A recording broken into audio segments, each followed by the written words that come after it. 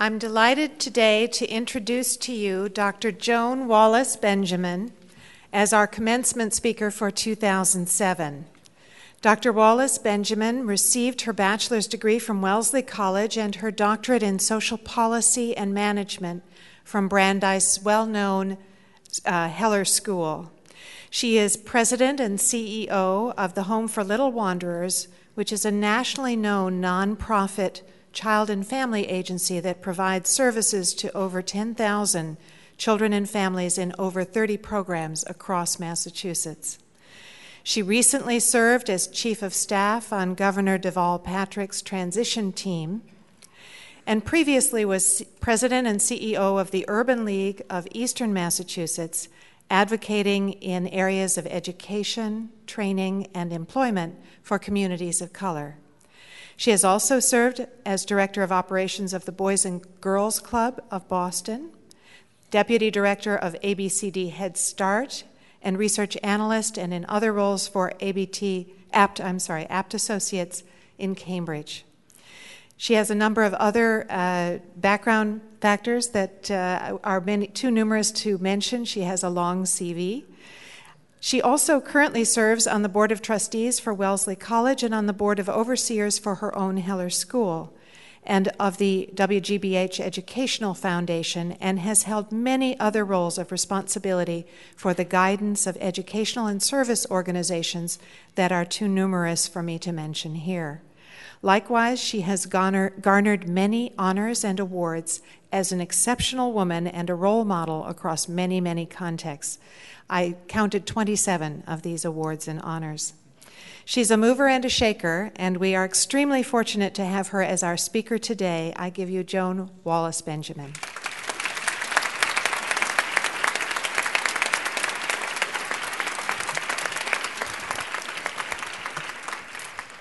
Graduates, students, Dean Steckety, faculty and staff, families, ladies and gentlemen, good evening and congratulations. It is a privilege to have been asked to give your commencement address, and I know how exciting this day is for you graduates and the family members and friends that are here this evening to support you. Boston University School of Social Work is one of the finest, most well-known and successful graduate schools of social work in the country. For as long as I have been in Boston, and that is over 30 years, the BU School of Social Work has been a place where nonprofits, schools, hospitals, government, and other organizations have come looking for social work talent. And they have found that talent with both casework and/or management or macro experience, two very, very important competencies in the field. As you know from my bio, I have spent the majority of my professional life working in not-for-profit organizations. I spent over a decade at the Urban League of Eastern Massachusetts, a service and advocacy organization. Was at the Home for Little Wanderers for 4 years, and I'm back now there, but more about that later. With the exception of a foray into the for-profit sector as an executive recruiter and into government as our governor's chief of staff, I have spent all of my years working with children, families, and communities that are most in need. Whether in my earliest years at ABCD Head Start, at the Boys and Girls Clubs of Boston, the Urban League, or the Home, the social work community has always been a partner, and social workers have been important members of the staff. In each of those institutions, we relied on the good clinical and case management work carried out by members of the social work profession, staff we had in the public schools, in the hospitals, in the community health centers, treatment programs, employment and training programs. Social workers are everywhere, and much of the successful work being done in the social sector depends on social work professionals to be part of the team. The Home for Little Wanderers relies very heavily on clinical social workers. I would say that the majority of the staff is social workers. The children served by the home are victims of serious abuse and neglect, families that are very troubled and in need of strong support. The work is difficult, emotionally challenging, and draining, and has the potential for burnout. But it is work that is absolutely critical to our communities across the Commonwealth and in communities across the country. I have always told myself that one day, others like me and like you, that provide services to people most in need, will work ourselves out of business. We just won't be needed any longer. Our organizations will go the way of the dinosaurs. Well, it's important to dream, and I will always dream for a better world. But for now, today, the degree you are receiving is a valuable one, and one on which society at large and in communities nationwide, large and small, will depend well into the distant future. So those of us in this work, breathe deep and strap on your belts, because we're going to be busy changing the world, one child, one adult, one family at a time. Some of you have worked prior to coming into the social work program. Others of you might have come straight from undergraduate school. But whichever, this is a milestone that I am sure causes you to think about where you've been and where you are going. Graduations are always a good time to pause and be a bit introspective and thoughtful.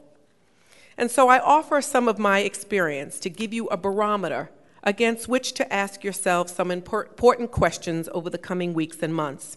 I might even offer a few tidbits of advice. Those of us here this evening over 40, and certainly those of us over 50, may find, as I do, that the older one gets, the more closely woven the personal, professional, and emotional parts of one's life and thinking become.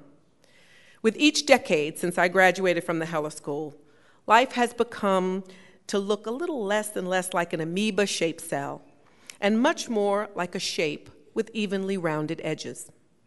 The puzzle pieces feel more snugly linked to one another, and I have a greater opportunity to think about how the life I have had fits with the work that I do and the things I believe in. Perhaps like many parents and faculty here, I'm a baby boomer. I grew up in New York's borough of Queens in a middle-income housing projects with both parents and my younger brother. My mother is a retired teacher, and my dad, now deceased, was a public health executive in New York City. You could say that my family is an example of an African-American family's ascension from just the generation before, the working poor, into the middle class. Beneficiaries of the GI Bill, Brown versus the Board of Education, job training programs, affirmative action, and the other great society programs and public policies that, contrary to what the neoconservatives will tell you, did work and were successful. They gave a hand up, not a handout, to millions of African Americans and other disenfranchised Americans and allowed them access to our American dream. My parents were active in the civil rights movement, and I watched them sit in, picket, march, vote, and participate. Already deserving and smart, affirmative action gave my brother and me, and others like us, access to educational opportunity heretofore denied solely based on race. And my parents put a foot on our butts and pushed us through the doors of higher education and expected us to succeed. We baby boomers were young people when the first president of modern times was assassinated and his assassin was assassinated. Dr. King, Malcolm X, Bobby Kennedy were killed. Our classmates were sent to Vietnam. Students were shot and killed on college campuses. Men, women, and children were hosed and attacked by dogs in the South, and black and white television had it all for America to see. I have thought about how to articulate the impact those events have had on my view of the world, just as we will all remember where we were on September 11th. I can remember where I was for each of those events. They all certainly informed my sense of right and wrong, good and evil, fair and unfair, safe and unsafe, the haves, the have-mores, and the have-nots. From those experiences, from my family, from my community life, I came away with a commitment to community, a sense of responsibility, an openness to taking risk, the acceptability of beating to a different drummer, the inclination to lead rather than follow, the value of hard work and higher education, the power of good and solid public policy to the positive changes in people's lives. Such events and influences do influence the kind of people we become. All reality is socially constructed. Maybe that's the Berger and Luckman book. Which means that what is real for you grows from the multitude of experiences, interactions with family, friends, and strangers, the values and beliefs you have been taught, observations you've made about the world around you. All of that creates your reality. But it also means that my reality, your reality, and that of everyone else we know is so different. In our last presidential election and many times in the past, we marveled at how different in perspective, belief, and point of view the red states were from the blue states. Even more recently in Massachusetts, our governor's race and the tenor of that race at points in the campaign is yet another example of how our civic life and dialogue is a swirl of competing, colliding, interlocking realities. The more diverse we become as a nation, the more complex the civic life and conversation of our nation becomes. So here is a piece of advice. It is therefore important to make meaning of the events that happen to you, the experiences you have, how they inform and fit into the decisions you make, and the way you choose to participate as a citizen of the world. You will all bring your personal construction of reality into your work in the field, in whatever venue you choose to work. My observation is that it is almost impossible, although you may endeavor to try, and clinical practice encourages you to do so, to leave that reality at home. How you interpret what you hear from a family in crisis, how you counsel a child about the abuse he has experienced, is laced with who you are, how you grew up, the culture you grew up within, the values you hold in the discussion. Let me tell you a story. On the first day of school, Jean Thompson told her students, "Boys and girls, I love you all the same." Teachers lie. Little Telly Stollard was a boy Jean Thompson did not like. He slouched in his chair, didn't pay attention, his mouth hung open in a stupor, his eyes were always unfocused, his clothes were mussed, his hair unkempt, and he smelled. He was an unattractive boy, and Jean Thompson didn't like him. Teachers have records, and Jean Thompson had Teddy's. First grade, Teddy's a good boy. He shows promise in his work and attitude, but he has a poor home situation. Second grade, Teddy is a good boy. He does what he is told, but he's too serious. His mother is terminally ill. Third grade, Teddy is falling behind in his work. He needs help. His mother died last year. His father shows no interest. Fourth grade, Teddy is in deep waters. He is in need of psychiatric help. He is totally withdrawn. Christmas came, and the boys and girls brought their presents and piled them on her desk. They were all in brightly colored paper, except for Teddy's. His was wrapped in brown paper and held together with Scotch tape. And on it, scribbled in crayon, were the words, "For Miss Thompson, from Teddy." She tore open the brown paper, and out fell a rhinestone bracelet with most of the stones missing, and a bottle of cheap perfume that was almost empty. When the other boys and girls began to giggle, she had enough sense to put some of the perfume on her wrist, put on the bracelet, hold her wrist up to the other children and say, "Doesn't it smell lovely? Isn't the bracelet pretty?" And taking their cue from the teacher, they all agreed. At the end of the day, when all the children had left, Teddy lingered, came over to her desk and said, "Miss Thompson, all day long you smelled just like my mother. And her bracelet, that's her bracelet. It looks real nice on you too. I'm really glad you like my presents."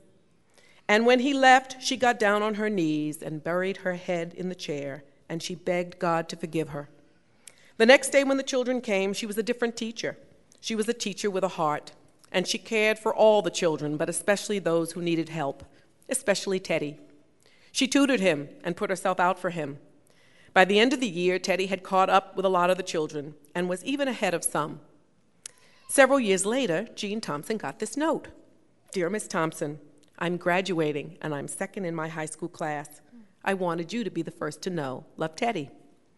4 years later, she got another note. "Dear Miss Thompson, I wanted you to be the first to know. The university has not been easy, but I liked it. Love, Teddy Stollard." 4 years later, there was another note. "Dear Miss Thompson, as of today, I am Theodore J. Stollard, MD. How about that? I wanted you to be the first to know I'm going to be married in July. I wanted you to come and sit where my mother would have sat. You're the only family I have. Dad died last year. And she went, and she sat where his mother should have sat because she deserved to be there. She had become a decent and loving human being. What did Jean Thompson believe? What were her values? What attitudes did she bring into her classroom? What is most important, in my opinion, is that you remain conscious in your work of the fact that your reality is with you. It's not right, it's not wrong, but it is yours. I often characterize all that stuff from growing up, on the bad days as the baggage, on the good days as the luggage I carry with me on my life journey. It's a metaphor for thinking about the things within us and about us that make us who we are. The key is to make sure that you bring what is best about you are into your work with the people you serve. Try to let it be your best from your past. Reverend Victoria Stafford says that all that's past is prologue. She tells this story by James Zetka from the book A Small Heaven. The scene is a subway platform during the morning rush hour at Grand Central Station. A train pulls in. A well-dressed woman gets off. Before the doors close, the woman realizes that she is holding on to only one of her gloves. She looks back into the car and sees the matching one on the seat, but it's too late to rush back and retrieve it. Suddenly, as the doors begin to close, she flings out her arm and tosses the remaining glove onto the seat alongside its mate. The doors shut and the train pulls away. Reverend Stafford goes on to say that the woman's act looks like a frivolous gesture, gratuitous, spontaneous, spur of the moment.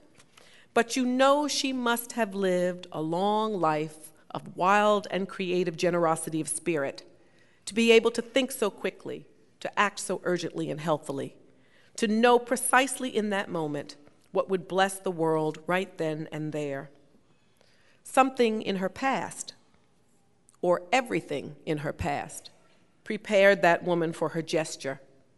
Habits of living and giving, practiced and refined her whole life long. All our past is prologue and prepares us for these opportunities. I just completed my first week back on the job as the president and CEO of the Home. Back in November, as you've heard, after the gubernatorial election, I was called by our new governor, Deval Patrick, and asked to serve as his chief of staff. The governor and I and our families have been friends and colleagues for many years. He ran an inspirational campaign of hope and possibility, and he re-engaged many of our citizens into the civic life of our state. I was a true believer, and he needed someone he could trust, was loyal, and could help him launch his administration. Let me tell you, when the governor calls you personally and asks for your help, you help. What an honor, a landslide election by the second in history and only current African-American governor in our nation. He called me, myself an African-American woman, and first ever Black chief of staff in the Commonwealth. The history, the significance, the statement, the possibilities, it was just too irresistible.